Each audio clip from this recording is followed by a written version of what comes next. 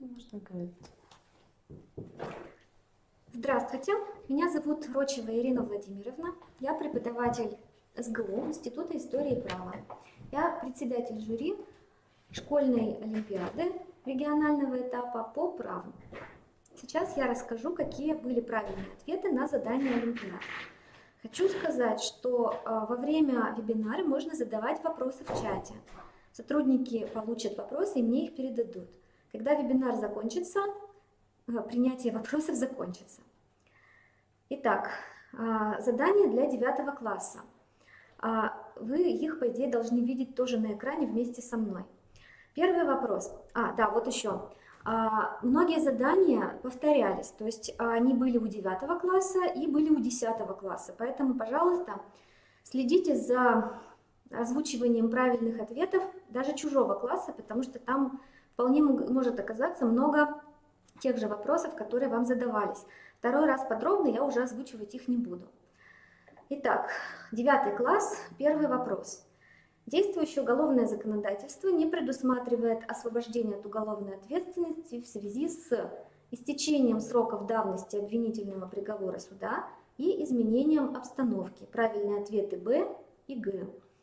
Специальное было примечание, что истечение сроков давности – это основание освобождения от наказания, а не уголовной ответственности. Вопрос номер 2. Норма, содержащая правила поведения, применение которой может быть исключено или изменено. Это диспозитивная норма, ответ Б. Здесь было приличное количество правильных ответов. Вопрос 3. Правительство Российской Федерации по оперативным и текущим вопросам, не имеющим нормативного характера, издает распоряжение. Правильный ответ Б. Распространение заведомо ложных сведений называется клеветой. Это почти все правильно ответили. Вопрос номер 4. Вопрос номер 5. Федеральную государственную власть на территории Российской Федерации обеспечивают президент и правительство Российской Федерации. Ответы Б и Г. В соответствии с указом президента о структуре органов власти Министерство образования было преобразовано. Тут дело в том, что министерство было преобразовано в два других министерства. Министерство просвещения и Министерство науки и высшего образования. То есть правильных ответов было два. Практически все дали верный ответ В, но нужно было В и Г. 7 вопрос. Гражданско-правовые споры могут разрешаться в следующих процессуальных формах. Гражданский процесс, арбитражный процесс и уголовный процесс. Ответы А, Б и В. Вопрос номер 8. Коллегию присяжных заседателей образуют. Правильный ответ Б. 6 присяжных заседателей, если это районный или городской суд или гарнизонный военный суд. И 8 присяжных заседателей, если дело рассматривается в Верховном суде Республики, Краевом, областном, федерального значения, суде автономной области, автономного округа или в окружном флотском военном суде. Здесь были правильные ответы. Вопрос номер 9. Принципы семейного права, по сути. Да? Здесь было 5 правильных ответов. Г. Добровольность брачного союза. Д. Равенство прав супругов. Е. Разрешение споров по взаимному согласию. З. Приоритет семейного воспитания детей. И К. Обеспечение приоритетной защиты прав и интересов несовершеннолетних и нетрудоспособных. Многие правильные буквы обводили, но, к сожалению, не все, либо были лишние. 10 вопрос. Ответственность за вред, причиненный несовершеннолетним после лишения родительских прав, возлагается, если это было в пределах 3 лет после лишения родительских прав, либо такое поведение явилось следствием ненадлежащего исполнения родительских обязанностей. Правильные ответы А и Б. Далее шли вопросы на соответствие. Латинский язык. Слово выражение de jure юридически, de lege lata с точки зрения действующего закона, de facto фактически, de lege ferenda с точки зрения предполагаемого должного закона. Правильная последовательность А, Г, Б, В. Здесь было задание определить договоры. Итак, договор контрактации В – это то, что про сельскохозяйственную продукцию. Договор ссуды – это А. Безвозмездное пользование и вернуть в том же состоянии. Третье. Договор мены – это Б. Передать товар в обмен на другой. И договор подряда – это Г. Выполнить по заданию другой стороны определенную работу. Следующий вопрос. Нужно было распределить предметы исключительного ведения Российской Федерации и предметы совместного ведения Федерации субъектов. Предметы исключительного ведения Российской Федерации – права, свободы, гражданства, государственная федеральная собственность, внешняя политика и международные отношения, гражданское законодательство и судоустройство, прокуратура, А, Д, Е, Ж, И. Соответственно, остальные полномочия относились к совместному ведению. Далее шли задания на последовательности. Последовательность общественно-экономических формаций. Первый идет первобытно-общинный строй, затем рабовладельческий строй, затем феодальный, капиталистический и коммунизм. Правильная последовательность 2, 5, 1, 4, 3. Далее последовательность стадии гражданского процесса.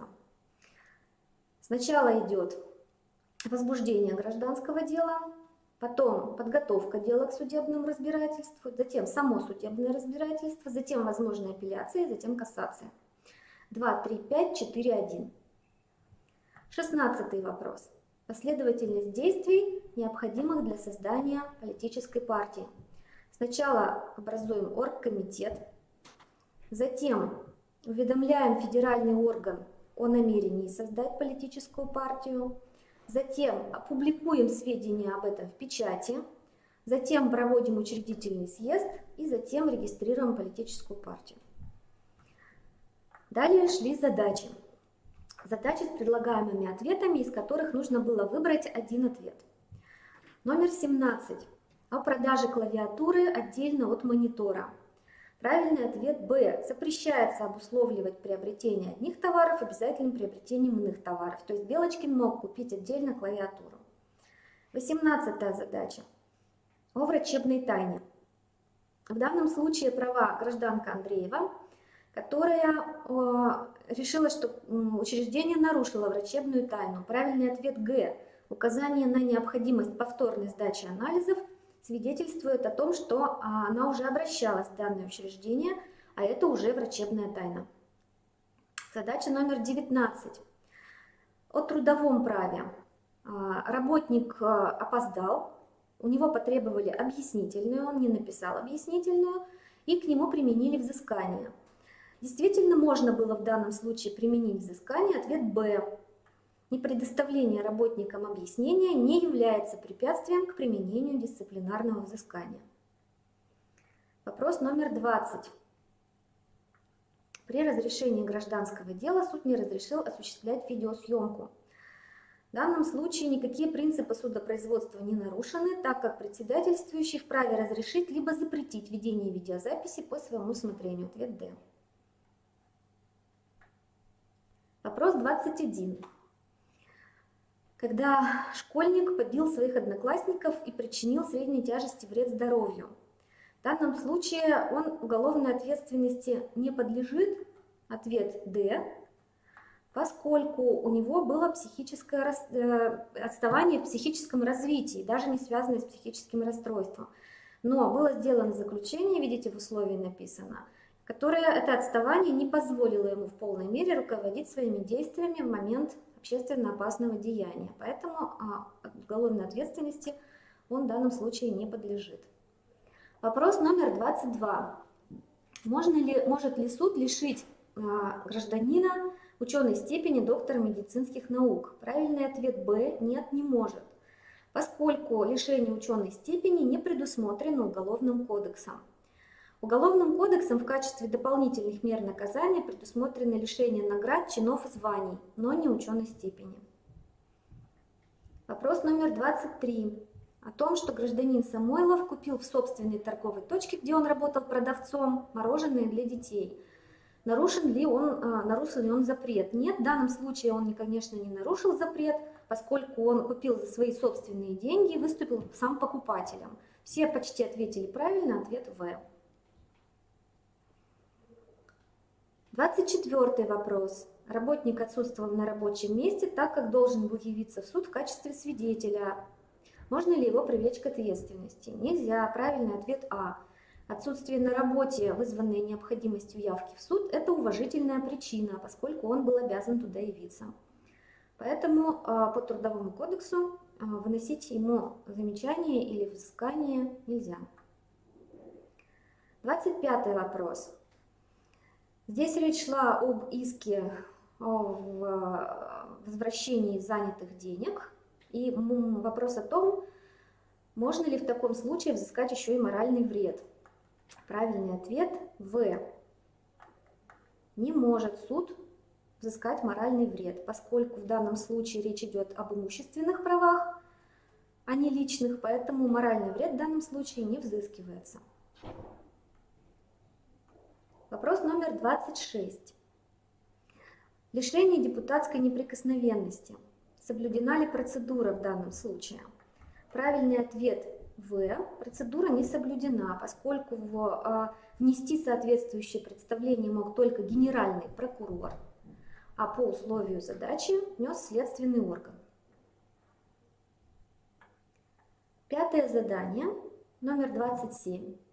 Нужно было заполнить пропуски. Речь шла о составе преступления. Следующим образом надо было заполнить. Здесь много правильных ответов. Многие знают, как правильно все это называется. Первый вопрос. Субъект правонарушения – это лицо, совершившее правонарушение. Второй. Объект правонарушения – это общественное благо, охраняемое нормами права. Далее. Объективная сторона – это совокупность внешних признаков, среди которых выделяется противоправное деяние, только это слово было правильным ответом, и причиненные им вредные последствия. А вот здесь принимались ущерб и другие синонимы, следствия, результаты и так далее. И также взаимосвязь между ними. Причинно-следственная связь, взаимосвязь, просто связь. Правильные ответы. Четвертый вопрос. Субъективная сторона правонарушения – это характеризующее внутреннее отношение лица к содеянному. И здесь в обязательном порядке выделяется вина или виновность. Тоже можно было засчитать. Далее шел анализ историко-правового текста. Вам была предложены выдержки из документа исторического, и нужно было ответить на вопросы. Первый вопрос был, что это за документ, и это был основной закон РСФСР. Принимались также ответы Конституция РСФСР. За такой ответ можно было получить 2 балла. Один за указание, что это Конституция, другой за то, что это РСФСР. Ответ СССР неправильный. Далее вопрос был, к какому году относится. Единственный правильный ответ – 1918 год. Тоже можно 2 балла было за это получить. Кем принималась Конституция? Третий вопрос. 5-м Всероссийским съездом Советов. Ну, можно было в именительном падеже. Только так. Если просто Всероссийский съезд Советов, это неправильно. Надо было указать, что именно 5-й. Единственный правильный ответ. Далее пропущено было слово. Пропущено было слово крестьянство. Вот здесь. Городского и сельского пролетариата и беднейшего крестьянства. Единственный правильный ответ. Власть принадлежит Всероссийскому съезду Советов. Тоже единственный правильный ответ. Это было вот здесь. Всероссийскому съезду Советов. 6-й вопрос. Государство является светским. Государство является светским. Но здесь не пропуск был, просто вопрос. 7-й. Пропущен был лозунг. Пропущен был лозунг вот здесь. Республика признает труд обязанностью всех граждан и провозглашает лозунг «Не трудящийся да не ест». Принимались варианты «Кто не работает, тот не ест» и синонимичные термины. 8-й вопрос. Давайте откроем вопрос точно. О каком почетном праве, которое, согласно положениям приведенного документа, не предоставлялось нетрудовым элементам, идет речь в статье 19. В статье 19. Вот. Почетное право предоставляется только трудящимся. Почетное право защищать революцию с оружием в руках. Критерии ответов гласят, что только упоминание оружия засчитывалось как правильный ответ. Носить оружие, исполнять воинский долг с оружием и так далее. Не должны засчитываться такие варианты, как служить, проходить службу в армии. 9 вопрос. Обладают ли иностранные граждане избирательным правом? Единственный вариант ответа – нет, не обладают. И на основе, далее нужно было определить, какая группа лиц, лишенных активного и пассивного избирательного права, упоминается в статье 65. Там был ответ следующий. Лица, прибегающие к наемному труду с целью извлечения прибыли. Вот должны были быть в ответе обязательно эти две вещи, что они используют наемный труд и имеют целью извлекать прибыль. Задание по анализу документа оказалось достаточно сложным, но правильные ответы были. В том числе были такие работы, где были ответы на все эти вопросы. А вот следующее задание оказалось сложным, наверное, самым сложным. Это вам были предложены вопросы по Конституции Российской Федерации, связанные с ее принятием, содержанием, изменением, поправками. Первый вопрос. Укажите точное наименование процедуры, по результатам которой была принята Конституция. Здесь все написали практически референдум. На самом деле правильный ответ – всенародное голосование. Только так. Все остальные варианты не засчитывались. В этом задании было 5 вопросов. За каждый из этих вопросов полагался 1 балл. 1 балл только в случае ответа на все составляющие вопроса. Второй вопрос был, каким федеральным органам вносятся изменения в 65-ю статью и каким актом? Вот здесь было 2 вопроса в одном. Нужно было ответить, что президентом и указом. Вот если оба ответа были получены, то 1 балл за это засчитывался. Третий вопрос. Сколько субъектов? А. В первоначальной редакции, Б. Минимальные и В. На сегодняшний день. Правильные ответы 89 изначально, 83 было по минимуму и 85 на сегодняшний день. Вот если только 3 этих правильных ответа давали 1 балл. Но, по-моему, я не помню, чтобы такие ответы все 3 были даны. Четвертый вопрос. Какие поправки были внесены в Конституцию в 2008 году, самым первым законом о поправке? Здесь было 2 поправки. Увеличение срока полномочий президента до 6 лет и увеличение срока полномочий депутатов Госдумы до 5 лет. Только эти варианты ответов, оба вместе, должны были присутствовать в ответе. И 5-й вопрос содержал 4 подвопроса. Изменение порядка формирования палаты парламента в 2014 году. Назовите эту палату, первый вопрос. Совет Федерации должен быть. Каким образом он был сформирован в 1993 году? Ответ – путем выборов. Каким был срок полномочий этого первого созыва? 2 года.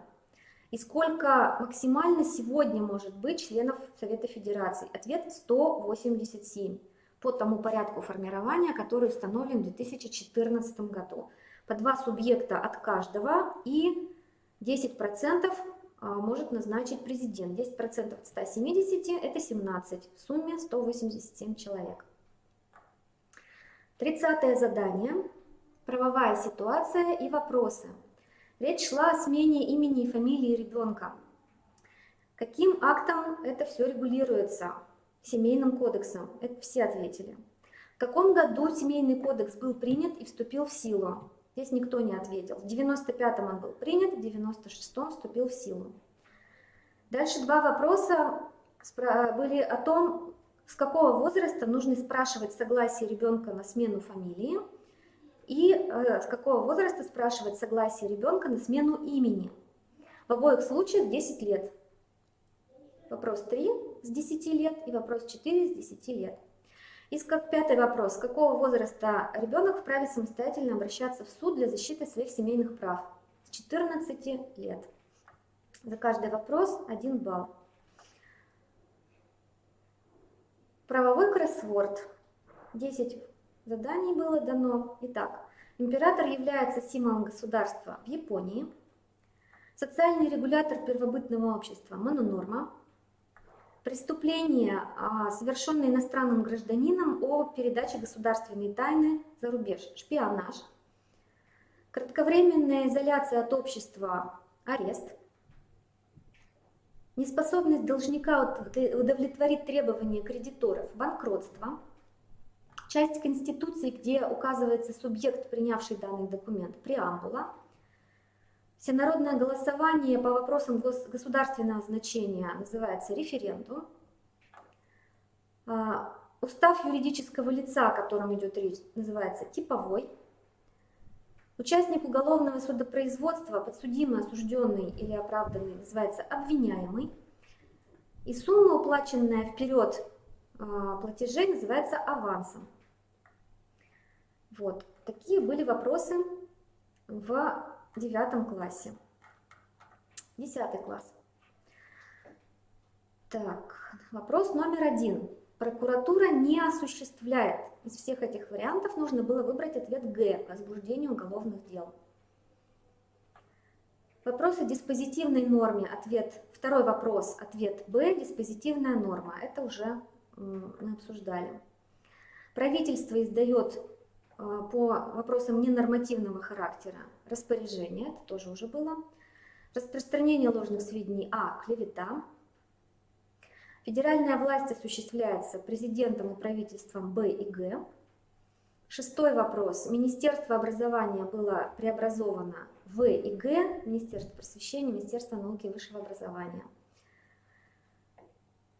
Такого вопроса не было вроде бы еще. В соответствии с Гражданским кодексом определения суда первой инстанции могут быть обжалованы в суд апелляционной инстанции отдельно от решения суда в случае, когда обжалуемое определение суда исключает возможность дальнейшего движения дела Б, и во всех случаях, когда возможность такого обжалования предусмотрена Гражданским процессуальным кодексом Д.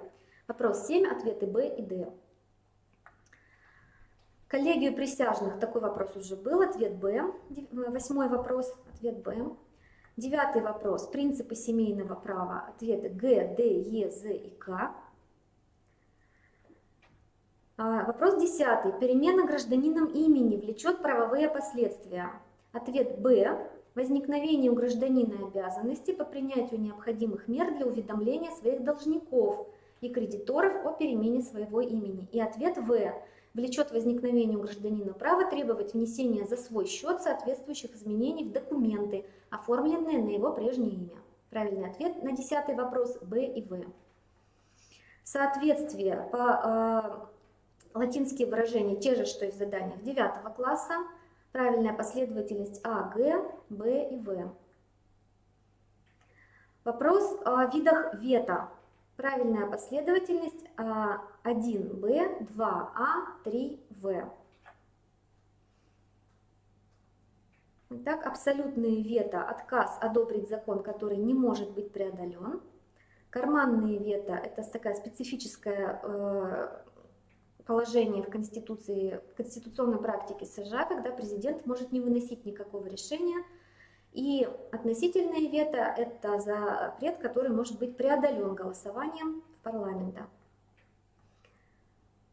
Теперь соответствие между основаниями приостановления производства по гражданскому делу, отложения разбирательства гражданского дела и прекращения производства по гражданскому делу. Правильный ответ – основания приостановления производства А, В и Г, основания отложения разбирательства Б и Д, основания прекращения производства Е и Ж. Вот такая последовательность оценивалась в 2 балла. Последовательность стадий бюджетного процесса. Здесь очень много было правильных ответов. Правильная последовательность 3, 1, 5, 6, 2, 4, 7. Вопрос номер 15 об общественно-экономических формациях тоже мы уже разбирали. 16 вопрос. Последовательность действий, необходимых для создания политической партии, тоже был в 9 классе. 1, 3, 2, 4, 5. Правильная последовательность. Задачи. задачи здесь уже другие некоторые. Вот. 17-я задача. Уголовное дело о побоях. Следователь прекратил уголовное дело в связи с примирением. Правомерно ли он поступил? Верный ответ Г. Прекращение уголовного дела о побоях лишь на основании факта примирения не допускается, так как в соответствии с УПК такое дело относится к делам частно-публичного обвинения. То есть недостаточно было одного только примирения. Здесь нет сведений о заглаживании вреда, поэтому ответ Б тоже не может быть дан. Таким образом, задача номер 17, правильный ответ Г. 18. Про гражданку Андрееву и появление ее фамилии в списках в медицинском учреждении мы говорили. Всякий случай, 18, ответ Г. 19 задача тоже повторяется. Ответ Б. Непредоставление работникам объяснения не является препятствием к применению дисциплинарного взыскания. Вопрос номер 20. О краткосрочном трудовом договоре. Гражданин заключил договор на 1,5 месяца, но через 3 недели решил уволиться и попросил его уволиться следующего дня. Правильное решение ситуации, а директор не захотел его увольнять, поскольку решил, что договор и так слишком краткосрочный и не может гражданин уволиться сам. Кто прав? Ответ Г. Не прав никто. Директор не прав, потому что Яковлев имеет право уволиться, хотя бы даже и договор краткосрочный. А Яковлев не прав, потому что он попросил его уволить на следующий день. А по правилам он должен был хотя бы за 3 дня в данном случае предупреждать. Вопрос 21.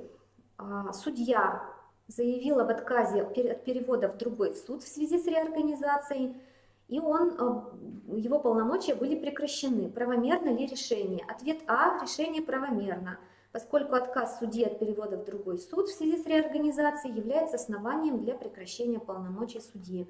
Ссылка на закон о статусе судей Российской Федерации. О лишении возможности, вернее, о невозможности лишения ученой степени доктора медицинских наук тоже уже говорилось. Задача 22, ответ Б.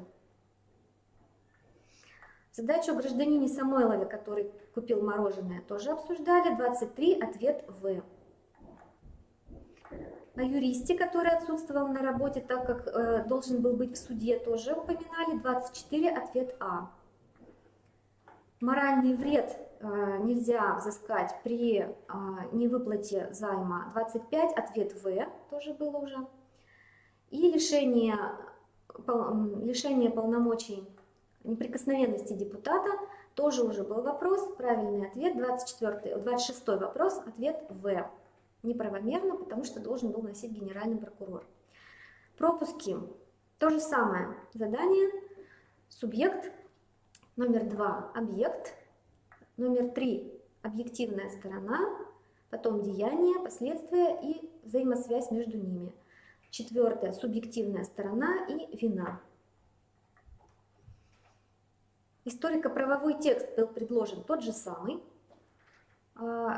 Конституция или основной закон РСФСР 2 балла.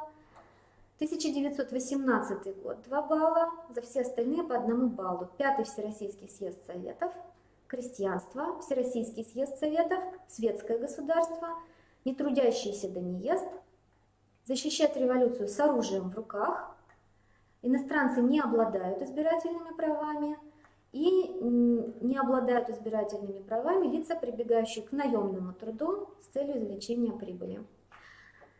Задание номер 29. Вопросы по Конституции. Здесь были немножко другие вопросы. Вопрос 1. Вид нормативного акта, которым было утверждено положение о всенародном голосовании. Это был указ президента Российской Федерации. То есть здесь нужно было дать 2 ответа. Указ, президент, и получить 1 балл за это. Далее. Укажите, с каким юридически значимым обстоятельством было связано вступление в силу Конституции и дату, когда это обстоятельство наступило. Тоже 2 вопроса в одном. Обстоятельство было опубликование или обнародование, а дата 25 декабря 1993 года. Были правильные ответы на этот вопрос. Третий вопрос по Конституции был связан с явкой и количеством голосов. Так вот, явка избирателей должна была быть на всенародном голосовании 50 или более процентов. Здесь подчеркивается, что нужно было именно 50 и более, не более 50, а 50 и более. Это означало, что 50% уже достаточно. И сколько надо было проголосовать за? А вот здесь более 50, то есть 50 недостаточно. 50 надо было указать либо 50% и более, либо 50% плюс 1 голос. Четвертый вопрос. Какое количество должны были проголосовать за по закону о референдуме? Не по положению о всенародном голосовании, а по закону о референдуме, по которому могли бы принимать Конституцию, если бы не было положения о всенародном голосовании. И здесь правильный ответ – более 50 от числа избирателей, то есть тех, кто имеет право голоса. Вопрос номер 5. Поправка. Как вносятся точные наименования вида нормативного акта, которым вносятся изменения в главы 3.8? Это был сложный вопрос, потому что здесь нужно было руководствоваться не только статьей 136 Конституции, но и постановлением Конституционного суда 31 октября 1995 года, номер 12-П. Это постановление гласит, что ни федеральный закон, ни федеральный конституционный закон по форме не подходят для внесения поправок. Конституция, статья 136, говорит нам о том, что этот закон принимается в порядке, необходимым для федерального конституционного закона. Но это не говорит о том, что вид этого документа – федеральный конституционный закон. Это постановление гласит, что такие поправки вносятся только специальным законом, который называется следующим образом, слово в слово. Закон Российской Федерации о поправке к Конституции Российской Федерации. Это был единственный вариант ответа, к сожалению, его никто не дал. Вопрос номер 30. Правовая ситуация. Гражданин приобрел велосипед, не было гарантийного срока. Произошла поломка. Гражданин обратился в ремонт и обратился потом в магазин с требованиями о возмещении расходов, о неустойке, о возмещении расходов. Магазин не возместил расходы, и гражданин обратился в суд с требованиями о возмещении расходов, о взыскании неустойки и о компенсации морального вреда. Вопрос первый. Каким законом это регулируется? Практически все правильно ответили. Закон о защите прав потребителей. Второй вопрос. Какой орган государственной власти этот закон принимал? Правильный ответ – Верховный Совет Российской Федерации или просто Верховный Совет. Закон был принят еще в 1992 году, когда еще не была принята новая Конституция, и такого органа, как Федеральное собрание, не существовало, а был Верховный Совет Российской Федерации. Третий вопрос. Какие требования из тех, что были перечислены, вот здесь важно обратить внимание, требования, которые были перечислены в условиях задачи. Здесь не нужно было от себя выдумывать какие-то другие требования. Напомню, что требований гражданин предъявил 3. Возмещение расходов, взыскание неустойки, компенсацию морального вреда. Какие имел право предъявить? Правильный ответ – все. Все перечисленные требования, либо надо было все 3 перечислить. К сожалению, правильных ответов не оказалось полностью правильных. Были только частично правильные. В течение какого срока магазин был обязан удовлетворить требования в добровольном порядке? В течение 10 дней. Здесь были правильные ответы. Пятый вопрос. Укажите размер неустойки. Но здесь нужно было, наверное, не только процент указывать, потому что правильный ответ – это 1% от цены товара за каждый день просрочки. Не просто 1%, а от какой суммы, собственно. Получается, здесь правильных ответов тоже не было. Сложный оказался вопрос. 31 задание – правовой кроссворд. Юридические лица, учредители которых обладают правом участия. Корпорация. Категория детей, которая была уравнена в правах. Внебрачные, незаконные, неправильно. Как именуется гражданско-правовой проступок? Деликт. Адвокаты более высокого ранга, баристеры. В Древнем Риме лица, которые были подчинены власти одного и того же домовладыки, называются агнаты. Незаконные перемещения через таможенную границу денежных средств, товаров и так далее. Контрабанда. Здесь почти все ответили верно.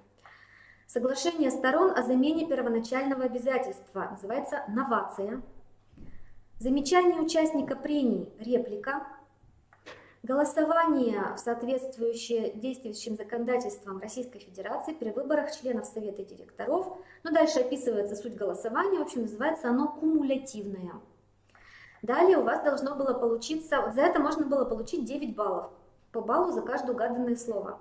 У вас получалось ключевое слово «облигация», и нужно было ответить на вопрос по ключевому слову. Вот, какому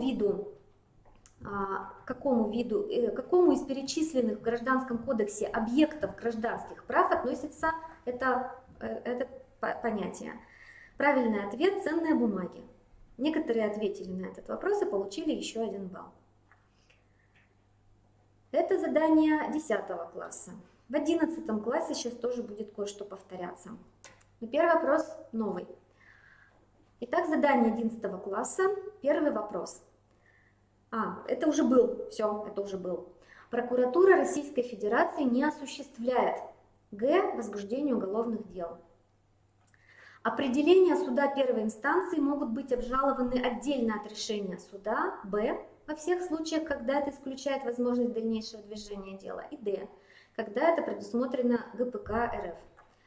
Членство в политической партии. Вопрос 3. Правильный ответ А, В, Е. Членом только одной политической партии может быть гражданин. В. Не вправе быть иностранные граждане и лица без гражданства. И Е. Не могут быть лица до 18 лет. 4 вопрос. Авторские права на кинофильм, режиссер-постановщик, автор сценария и композитор А, Б и Д. Продюсер, как многие указали, не является в данном случае владельцем авторских прав. Вопрос 5. Суд первой инстанции может рассматривать уголовные дела в следующем составе. Здесь было 5 вариантов ответа. А. Судья Федерального суда общей юрисдикции. В. Судья Верховного суда республики, края, области, города федерального значения, автономной области, автономного округа и так далее. И коллегии из 8 присяжных заседателей. Г. Судья районного суда и коллегии из 6 присяжных заседателей. Д. Коллегии из 3 судей Федерального суда общей юрисдикции. И Е. Мировой судья. 5 правильных ответов.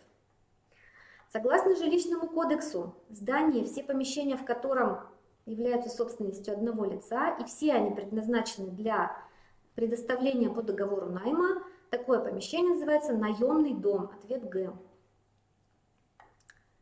Далее вопрос был 7-й вопрос о юридическом факте, где не нужно устанавливать наличие волевого элемента. Правильный ответ Г. Юридический поступок. 8. Вопрос номер 8. При невыполнении супругом обязанностей по уведомлению кредиторов о заключении брачного договора, какие наступают последствия? Правильный ответ Б. Такой супруг отвечает по своим обязательствам, независимо от содержания брачного договора. Вопрос номер 9. Перемена имени гражданином влечет какие последствия? Ответ Б. Возникновение у гражданина обязанности уведомить своих должников и кредиторов о перемене имени. И В. Право требовать внесения за свой счет соответствующих изменений в документы, оформленные на прежнее имя. Так, вопрос номер 10.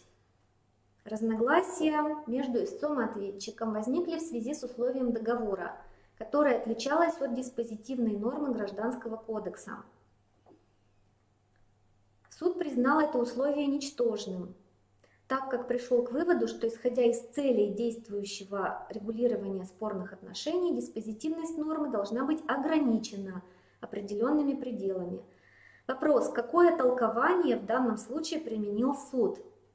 Здесь было 2 правильных ответа – Б и Д. Телеологическое толкование. Телеологическое означает связанные с целями. Да? Вот здесь как раз говорилось, том, что исходя из целей действующего законодательства следует ограничить. Ну и ограничительное толкование. Правильный ответ Б и Д. Вопрос номер 11. Соответствие, здесь тоже латинские выражения. Казус белли – это повод к войне. Кауза каузалис – главная причина. Казус деликти – случай правонарушения. И кауза юста – уважительная причина. Правильная последовательность Б, Г, В, А. Здесь вопрос о видах вето, мы о нем тоже говорили. Правильный ответ Б, А, В. Здесь много было правильных ответов. И соответствие по гражданскому делу. Приостановление, отложение или прекращение производства. Приостановление А, В, Г, отложение Б, Д, прекращение Е, Ж. Последовательность цифр. В стадии бюджетного процесса, этот вопрос был в заданиях 10 класса, правильная последовательность 3, 1, 5, 6, 2, 4, 7. У многих был такой ответ.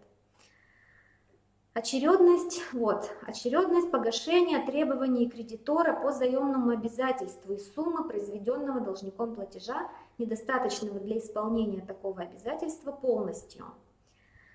Погашается в первую очередь издержки кредитора по получению исполнения, потом проценты за пользование, потом основная сумма.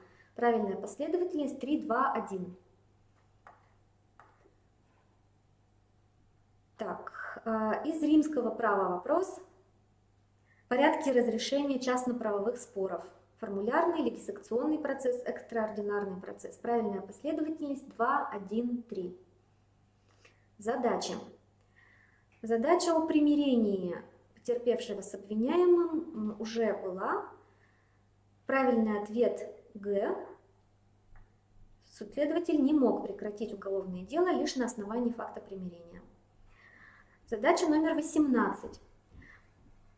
Супруги после регистрации брака заключили брачный договор, условия которого предусматривали возможность отказаться от исполнения договора при условии выплаты другому супругу денежной суммы в размере 500 тысяч рублей. Оцените ситуацию с точки зрения действующего законодательства. Правильный ответ Б. Включение в брачный договор условия об одностороннем отказе от его исполнения, даже за плату, ничтожно, поскольку прямо нарушает нормы Семейного кодекса. То есть изначально включать в брачный договор такое условие было нельзя. Задача номер 19. Одно предприятие арендовало у другого помещение, заключив договор аренды. Стороны подписали договор, передали ключи, и сторона арендатора начала им пользоваться. Затем здание было продано, и вопрос в том, правомерны ли требования о вывозе товара. Здесь дело было в том, правильный ответ Г, требования правомерные. Дело было в том, что этот договор аренды, а речь шла об аренде недвижимости, договор не был зарегистрирован. А вот когда речь идет о недвижимости, требуется государственная регистрация договора. При ее отсутствии для нового покупателя этот договор аренды все равно, что не существует. Когда речь идет о недвижимости, все договоры нужно регистрировать в специальном государственном органе. Вопрос номер 20. О срочном трудовом договоре гражданин Яковлев уже упоминалось. Правильный ответ на вопрос номер 20 Г. Никто не прав. Гражданин может уволиться, но должен предупредить за 3 дня в письменной форме. Об увольнении судьи тоже уже говорили. Правильный ответ А. Отказ судьи является от перевода в другой суд в связи с реорганизацией является основанием для прекращения его полномочий. Так, новая задача. 22. Номер 22. На работника было наложено взыскание. Здесь важны были даты. 15 февраля 2016 года. Через год он снова нарушил трудовую дисциплину, и работодатель решил расторгнуть с ним договор по причине повторного неисполнения трудовых обязанностей работникам, имеющим дисциплинарное взыскание. Но тут дело было в том, что после наложения первого взыскания прошло больше года. Здесь идет дата 14 августа 2017 года, прошло больше года. Поэтому работник считается не имеющим взыскания, поэтому увольнять его в данном случае было нельзя. Правильный ответ В.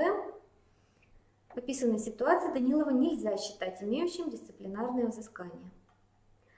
Задача номер 23. Задача о сроках исковой давности. Правильный ответ Г. Давайте смотреть. Прав Федоров, поскольку до момента отказа страховщика в выплате страхового возмещения право страхователя не является нарушенным. Здесь речь шла о том, с какого момента исчисляется срок исковой давности. По общему правилу, срок исковой давности исчисляется с того момента, как гражданин узнал о нарушении своего права. Он узнал о нарушении своего права только с того момента, как ему отказали в возмещении выплаты. Раньше нельзя считать. Задача номер 24. О заслушивании доказательств. Прокурор ходатайствовал о возможности показания свидетеля огласить из протокола, не приглашая самого свидетеля. Суд счел возможным такое сделать. Прав ли суд в данном случае? Ответ В. Суд не прав, так как нарушен принцип непосредственности исследования доказательств. Свидетель должен был быть приглашен лично, даже если для этого надо было отложить заседание суда. 25-й вопрос. Вопрос о хулиганстве. Гражданину Егорову присудили обязательные работы, но с учетом разных обстоятельств постановили считать наказание условным. Правильный ответ: правомерно ли поступил суд? Правильный ответ А. Неправомерно, так как обязательные работы условно не назначаются. Лишение свободы может назначаться условно на определенный срок, а вот обязательные работы должны быть отработаны на самом деле, не условно. И вопрос номер 26. Здесь была длинная задача о том, что иностранец купил оружие в России, должен был по закону об оружии вывести его сразу же за границу в течение 10 дней, но этого не сделал. Вопрос заключался в том, по какому праву решается данный спор: по американскому, поскольку гражданин американец, или по российскому, поскольку оружие находится в России. Правильный ответ В. Правильный ответ В. Правильно к нему предъявили претензии, поскольку содержание и объем вечных прав определяется по праву страны, где это имущество находится, в данном случае по праву Российской Федерации. Следовательно, надо руководствоваться нормами российского права, которое предусматривает конфискацию оружия, если его вовремя не вывезли. Следующее задание, номер 27. Здесь надо было тоже пропуски заполнить. Здесь речь шла о судебной системе, и пропуски нужно было заполнить названиями разных судов. Вопрос, первые пункты 1 и 2 нужно было заполнить словами Конституционный суд Российской Федерации, Верховный суд Российской Федерации. Причем в любом порядке. Можно было первым написать Верховный суд, потом Конституционный. Под цифрой 3 нужно было написать кассационные суды общей юрисдикции и апелляционные суды общей юрисдикции. Тоже можно было в любом порядке. Далее перечислялись верховные суды республик, краевые, областные и так далее, составляющие систему. Смотрим внимательно правильный ответ.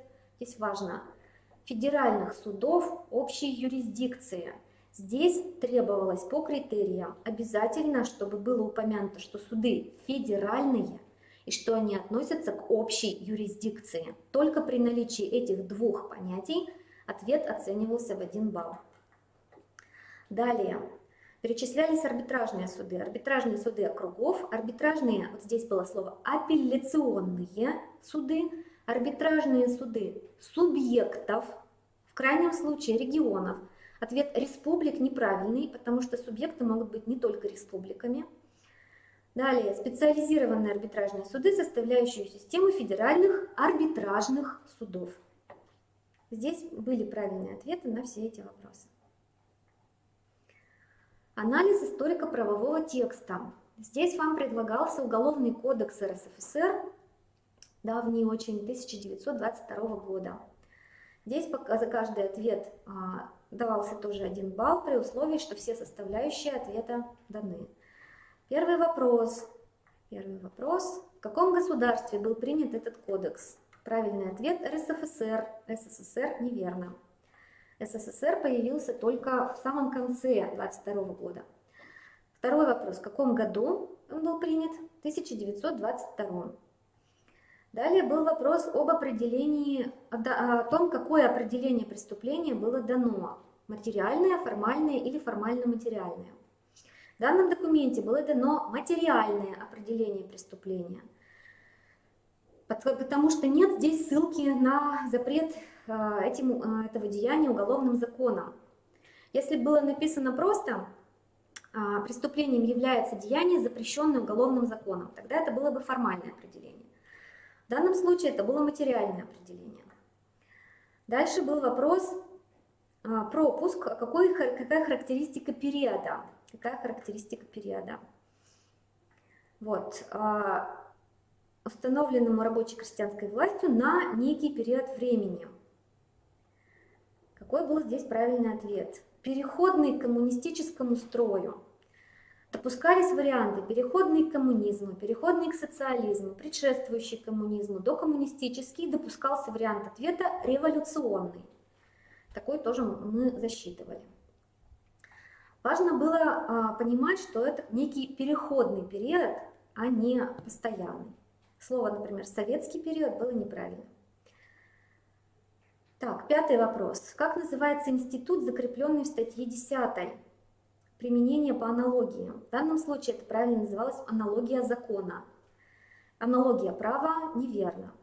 Институт аналогии закона был отменен в 1960 году, но поскольку никто такого ответа не дал, сколько я помню, весь этот вопрос считался уже неотвеченным. В 6-м пункте спрашивали, какому из принципов законодательства соответствует норма одной из статей. Принцип гуманизма было правильным ответом, или принцип гуманности и так далее. Многие дали правильный ответ. 7-й вопрос состоял из нескольких. Первая часть вопроса. Нужно было рассказать, что такое мера социальной защиты. Кого она, собственно, защищает. Правильными ответами были те, которые говорили о том, что защищается в данном случае государство, общество или законопослушные граждане. То есть защищались именно не преступник, а остальные. Вот. А во втором ответе нужно было, вторая часть 7-го вопроса, нужно было указать, какие меры социальной защиты, не являющиеся наказанием, упомянуты в приведенных фрагментах. Это оказалось сложным, поскольку нужно было указать только одну меру – удаление лица из определенной местности, но и синонимичные ответы. Общественное порицание, которое многие указали, является неверным ответом, поскольку оно относилось к наказаниям. Вопрос номер 29.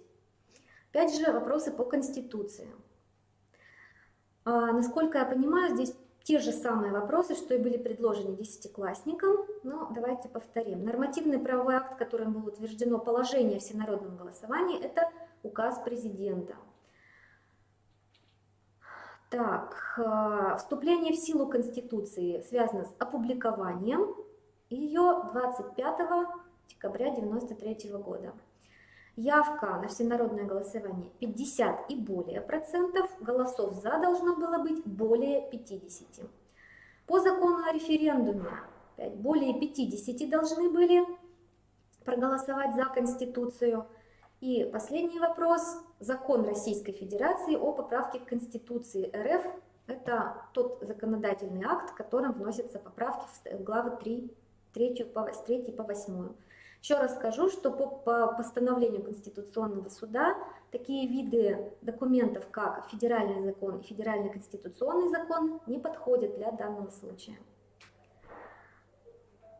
История про велосипед тоже была разобрана нами в заданиях для 10 класса. Ответы. Первое. Закон о защите прав потребителей. Второе. Принят был Верховным Советом. Третье. Вправе предъявить гражданин требования в суд о возмещении расходов, о неустойке и о моральном вреде. Магазин должен был бы удовлетворить требования в течение 10 дней. И неустойка составляет 1% от цены товара за каждый день просрочки. Кроссворд был тот же самый, что и в заданиях для 10 класса. 9 слов нужно было угадать по 1 баллу. И если ответить на вопрос по ключевому слову, что облигации это ценные бумаги, можно было заработать еще 1 балл. Вот, на этом разбор заданий мы заканчиваем. Я надеюсь, что выполнение этих заданий было для вас полезным. Я желаю вам удачи в вашей дальнейшей учебе и всего самого хорошего. До свидания.